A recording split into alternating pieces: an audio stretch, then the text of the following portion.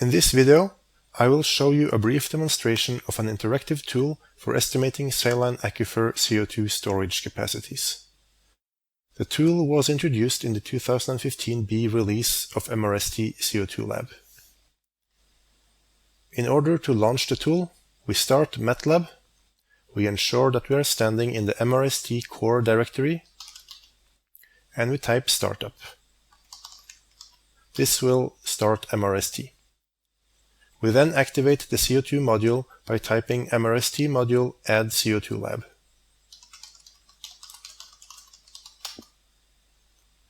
The interactive tool can now be launched by typing exploreCapacity. The following window will appear.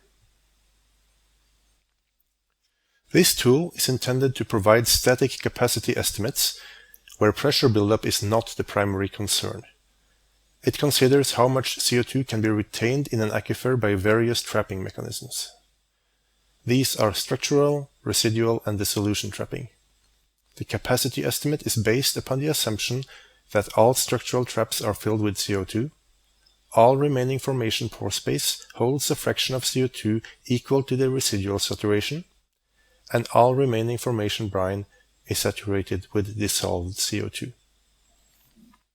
The left side of this interface shows a plot of the currently selected aquifer. Here we see that the Utsira formation is loaded by default. We will use the below drop-down menu to choose a different aquifer.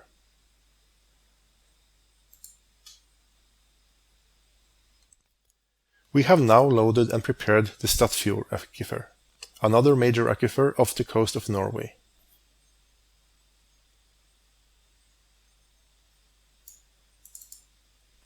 The aquifer can be displayed in various ways. Right now, the color plot represents aquifer depth in meters. Other options are formation thickness, caprock temperature, caprock pressure, caprock topography. This shows a map plot of the aquifer caprock with structural traps and spill paths connecting traps indicated. Furthermore, we can visualize caprock CO2 density, total capacity, expressed in terms of the combined structural, residual, and dissolution trapping capacity of each vertical pillar of the aquifer. Structural trap capacity. This shows the capacity in mass terms of structural traps. Reachable structural capacity. This shows how much structural trap capacity is reachable by gravity-driven migration from injection at any given point in the aquifer. For now, we will display the density of CO2 below the caprock. CO2 density depends on local temperature and pressure. We can adjust some parameters down here that will influence density. The temperature gradient influences aquifer temperature, thus affecting CO2 density.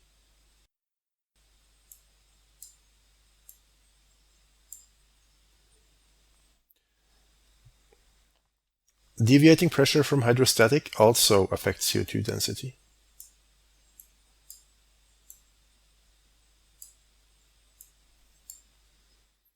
The next three sliders allow us to vary assumed values for residual CO2 and brine saturation and the maximum amount of CO2 that can be dissolved per unit of formation water. If we now select total capacity and adjust these sliders, we see how the capacity changes.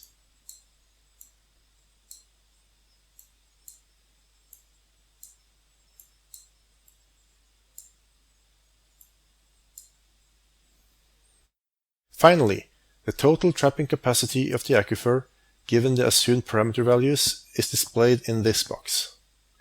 We get the total number and the breakdown in structural, residual, and dissolution trapping. These values are updated every time we adjust any of the parameters.